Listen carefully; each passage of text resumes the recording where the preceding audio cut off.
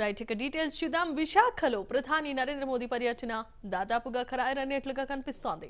అయితే ప్రధాని కార్యాలయం నుంచి అధికారిక ప్రకటన ఇంకా రావాల్సి ఉంది. ఈ నెల 29వ తేదీ సాయంత్రం 4:30 ఏయూ ఇంజనీరింగ్ కళాశాల మైదానంలో బహిరంగ సభ జరగనుంది. అదే వేదిక నుంచి అనకాపల్లి జిల్లా అచ్యుతాపురం మండలం పుడిమాడుకలో ఎన్టీపీసీ నిర్మించే గ్రీన్ హైడ్రోజన్ హబ్ మరికొన్ని ప్రాజెక్టులకు శంకుస్థాపన చేయనున్నట్లుగా తెలుస్తోంది. సభకు ఏర్పాట్లను జిల్లా యంత్రాంగం ముమ్మరం చేసింది. మరోవైపు ఏయూలో ఈ నెల 27, 28, 29 తేదీలో జరగాల్సిన బీఈ, బీటెక్, బీఆర్క్ పరీక్షలను ప్రధాని పర్యటన నేపథ్యంలో నవంబర్ 30, డిసెంబర్ 2, 3 తేదీలకు వాయిదా వేశారు.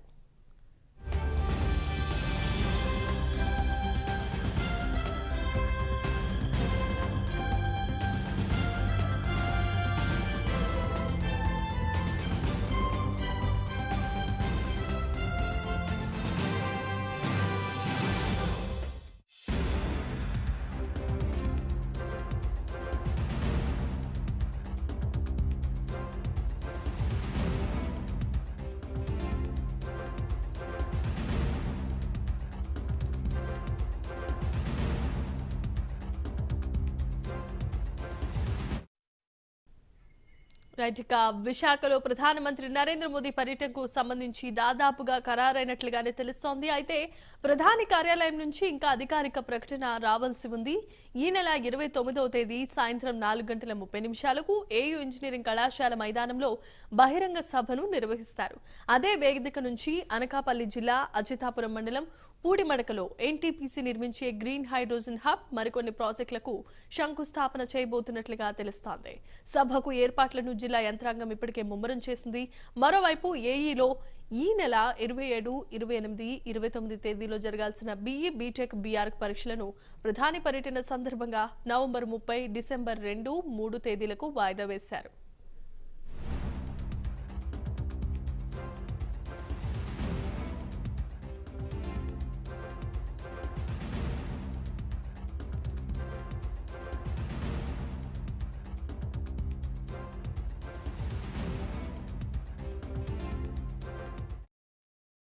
ఇక విశాఖపట్నంలో ప్రధాని నరేంద్ర మోదీ పర్యటనకు సంబంధించి విశాఖ నుండి మా ప్రతినిధి రాజు మరిన్ని అప్డేట్స్ అందిస్తారు. రాజు చెప్పండి.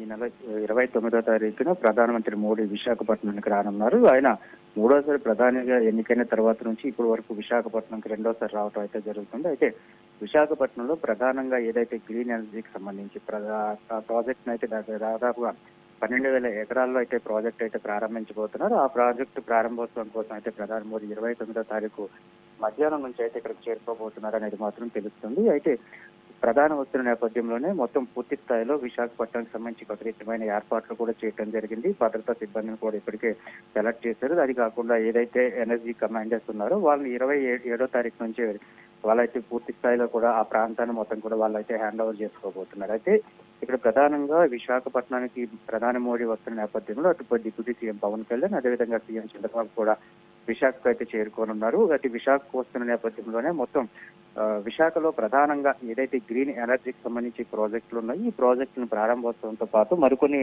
ప్రాజెక్టులు కూడా ప్రధానమంత్రి చేతుల మీదుగానే ప్రారంభించబోతున్నారంటూ కూడా చెప్తున్నారు. అయితే విశాఖకు వస్తున్న ప్రధాన సమస్యలు కూడా చెప్పుకోవాల్సి వస్తుంది. ఎందుకంటే విశాఖ స్టీల్ ప్లాంట్ ఇష్యూ పైన ఎటువంటి కదలిక లేదు కనుక దానికి పూర్తిగా ఎటువంటి సలహా ఇవ్వబోతున్నారు, ఒకవేళ ప్రైవేటీకరణకి సంహరించుకున్నారా లేదా అన్న విషయాన్ని కూడా పూర్తిగా అయితే చెప్పబోతున్నారు అనేది మాత్రం తెలుస్తుంది. ఎందుకంటే విశాఖపట్నానికి స్టీల్ ప్లాంట్ ఇష్యూ చాలా పెద్దగా ఉంటుంది కనుక అటువంటి స్టీల్ ప్లాంట్ ఇష్యూపై ఎటువంటి నిర్ణయం తీసుకోబోతుంది కేంద్రం అనేది కూడా ఒకసారి ఒక స్పష్టత వస్తుందంటూ కూడా ఆలోచన చేస్తున్నారు. అది కాకుండా ప్రధానమంత్రి వస్తున్న నేపథ్యంలోనే రాష్ట్రానికి రావాల్సిన ఏవైతే పరిశ్రమలు కావచ్చు, లేకపోతే రాష్ట్రానికి రావాల్సిన ఏదైతే ప్రధానమంత్రి గతంలో కొన్ని పైలట్ ప్రాజెక్టుల కింద తీసుకోవడం జరిగింది, వాటన్నిటిని కూడా డెవలప్ చేయాలంటూ కూడా చెప్పారు. దాని నేపథ్యంలోనే ఉత్తరాంధ్ర జిల్లాలకు సంబంధించి ఏదైతే ప్రత్యేక ప్యాకేజీని ప్రకటించారో, అదేవిధంగా విశాఖపట్నాన్ని స్మార్ట్ సిటీగా చేయడానికి ప్రత్యేక నిధులు ఏవైతే ఇస్తానన్నారు ఇవన్నీ కూడా ప్రధాన వస్తున్న నేపథ్యంలోనే వీటన్నిటిని కూడా విడుదలవుతాయి. దాంతో పాటు హామీలు కూడా ప్రధాన దగ్గర నుంచి పెద్ద ఎత్తున రాబోతున్నాయి అనేది మాత్రం